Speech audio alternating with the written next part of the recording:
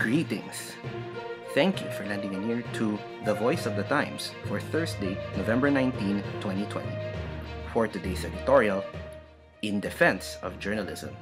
In his usual weekly address to the nation on Tuesday night, President Rodrigo Duterte began his remarks with what might be charitably called an expression of extreme annoyance directed at Vice President Maria Leonor Leni Robredo, who has been maintaining a high level of public visibility as she directs disaster relief efforts being carried out by her office.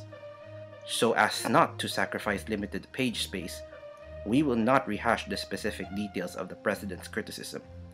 But it was clear that some of the opinions he aired were based on incorrect information, in particular statements that had supposedly been made by the vice president but were actually not, or were badly interpreted.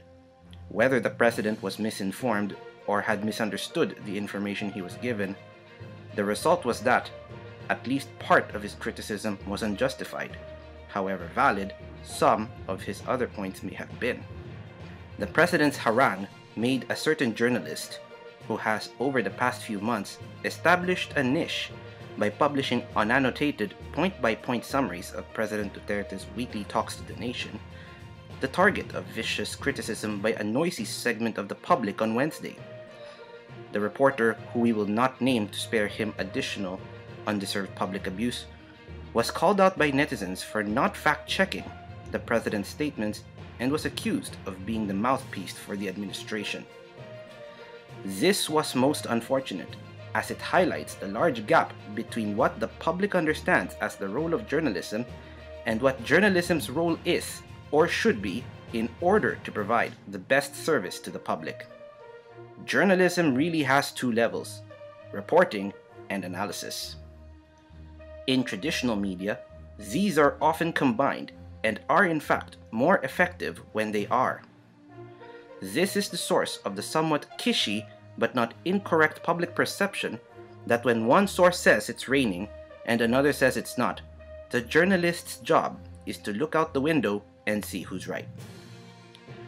In our modern digital era, however, when social media platforms such as Twitter and Facebook serve as a near real-time source of information for much of our audience, the speed with which information moves often precludes combining reporting and analysis.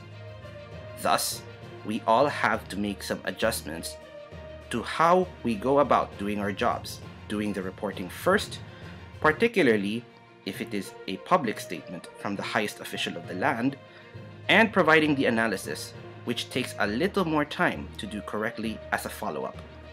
In the case of the persecuted reporter who simply summarized President Duterte's statements without challenging them, some critics have pointed out that several US news networks recently cut off broadcasts of outgoing President Donald Trump's statements about election fraud and claiming to have actually won the recent election, essentially fact-checking him in real time.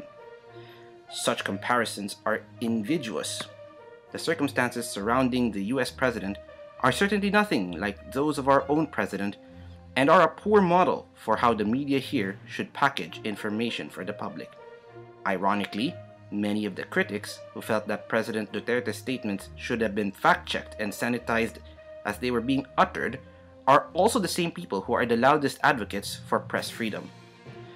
We appreciate that, but it must be understood that the concept of press freedom necessarily implies that we, and not our critics, should determine the best way in which to fulfill our duty to provide information responsibly and ethically, and that the information may not always be what a certain audience or segment wants to hear. Even so, controversies such as that which arose in the wake of President Duterte's recent remarks do serve a productive purpose, because both the media and our audience are compelled to reflect on how we share and interpret information.